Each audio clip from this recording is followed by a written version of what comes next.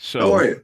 I'm good. I'm good. But I saw you out at the Screen Actors Guild. That you guys are on the picket line, and I thought it'd be great to just kind of summarize what are the main points that the everybody is striking for or about in Hollywood.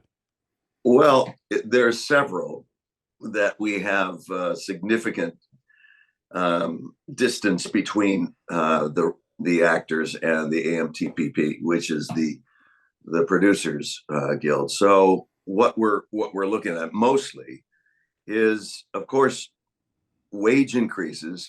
This week, the New York Times just put out an article about how much rents in Los Angeles have gone up since the year 2000, 35% on average.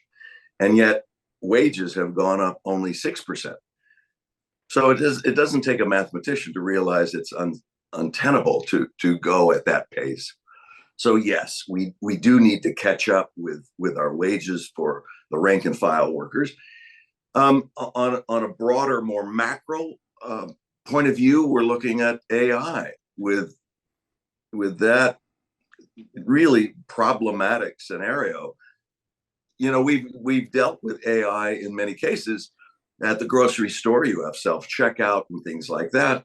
ATMs. When you and I were young, if you needed cash, you had to go into a bank and get a cash. So there are definite benefits that have come with AI, sure.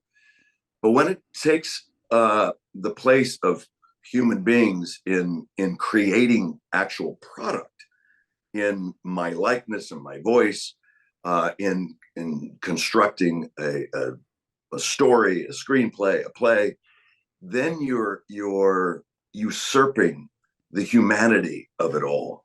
You're taking away the intellectual property that is actually created by these people. So they're significant and they're problematic, but they're not unsurmountable. We can come to the table and make this happen.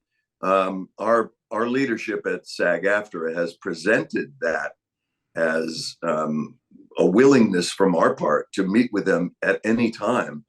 And they basically have said that they felt us going on strike was an aggressive and unreasonable action. And we had to, remind them that that's not. It's a right of every American worker to be able to stand up for themselves. How is this going to affect content over the next couple of years? It's going to affect it greatly. They're in a process of using up their content now, and there'll be a backlog. So as of right now, there are no productions going on unless you've received a waiver from SAG-AFTRA that says you are clearly an independent operator. You're not working under the aegis of any studio or network. And so we have granted those productions waivers to be able to work because we want to get back to work. Mm. So there are right now over 40 different productions that have applied and have received waivers to go work. So not only the actors, but our brothers and sisters in the Teamsters and IATSE and the WGA are able to then, get back to work. How bad could this get? Well, it's pretty bad right now, if I'm honest.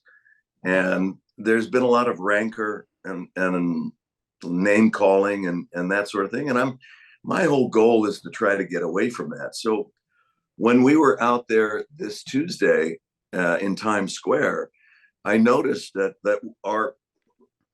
our group was gathered, thousands and thousands of us in front of Good Morning America, which is ABC, which is Disney, which is Bob Iger. And I wanted to present some thoughts to Mr. Iger. And that's why I addressed him that way, that I don't villainize him or any of the people that we've worked with over the years. They have a different point of view and they look through this issue through a different lens than we do. And I want us to see if we can all understand that and accept that part of it and get back to the negotiating.